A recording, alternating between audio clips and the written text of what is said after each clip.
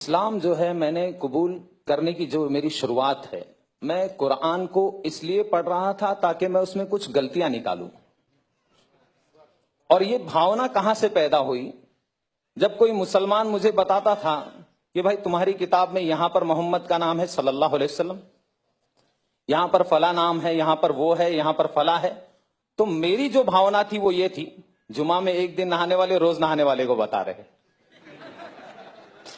میں نہیں جانتا تھا اسلام کو. جمعہ میں ایک دن نہانے، کیونکہ میرے گھر میں یہی بتایا گیا، مجھے بچپن سے یہی سکھایا گیا، تو میں یہ سوچتا تھا جمعہ میں ایک دن نہانے والے روز نہانے والے کو بتا رہے، اب ان کو بتانا پڑے گا کہ ان کے دھرم میں کیا ہے. یہ بھاونا لے کر میں نے قرآن پڑھا. یہ بھاونا لے کر میں قرآن کو پڑھنا شروع کیا. سب سے پہلے فتح محمد جالندھری صاحب کا میں نے قرآن اٹھا کر پڑھا، ترجمہ پورا مکمل.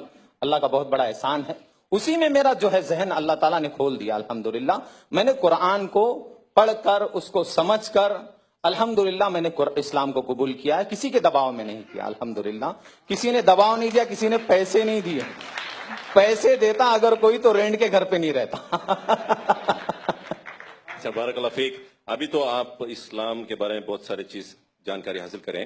میں آپ سے یہ سوال کر رہا ہوں، آپ بھی کیا ہے، آپ آلریڈی جو ہے لوگوں کو بھی اسلام کے بارے میں آپ جانکاری دے رہے ہیں. تو میرا یہ سوال ہے، کیا اسلام میں جائز ہے لوگوں کو فورس کرنا اور اسلام قبول کروانا؟ ایسا کچھ اسلام میں جائز ہے کیا؟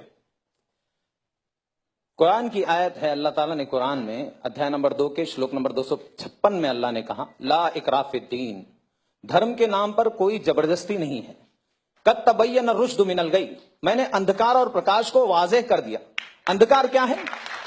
اندھکار یہ ہے کہ اس سچے پالنہار کو چھوڑ کر کسی انیہ کے سامنے اپنے ماتھے کو ٹیکنا، جس نے اپنی ماں کی کوکھ میں، ہماری ماں کی کوکھ میں ہم سب کا نرمان کیا ہے، اس کو چھوڑ کر اس کی پوجا کرنا جو خود ماں کی کوکھ سے آئے ہے، اس کی پوجا کرنا جو سوریہ کی پوجا جو خود است ہو جاتا ہے، جو خود نکلتا ہے، اس کی پوجا کرنا، یہ اندھکار ہے.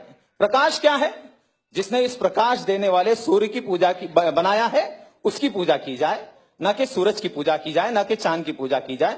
یہ قرآن کی بہت ساری آیتیں ہیں. قرآن میں بھی ادھیائے نمبر 41 میں بھی پالنہار نے کہا ہے، اللہ تعالیٰ کہتا ہے، سچے پالنہار کہتے ہیں کہ لا تسجدوا للشمس ولا للقمر واسجدوا، نتمستک مت ہونا نہ سورج کے سامنے نہ چندر کے سامنے، بلکہ اس شکتی کے سامنے، اس پالنہار کے سامنے نتمستک ہونا.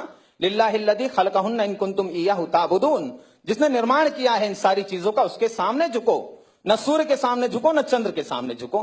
تو اسلام جو ہے یہ سکھاتا ہے، ایک ایشورواد سکھاتا ہے، سچے پالنہار کی بھکتی سکھاتا ہے، اس کے آدیش کے انوسار جیون ویتیت کرنا سکھاتا ہے. انسان صبح کیسے کرے، شام کیسے کرے. پہلے جانور تھا، ابھی انسان بن گیا، ایسا لگتا ہے مجھے.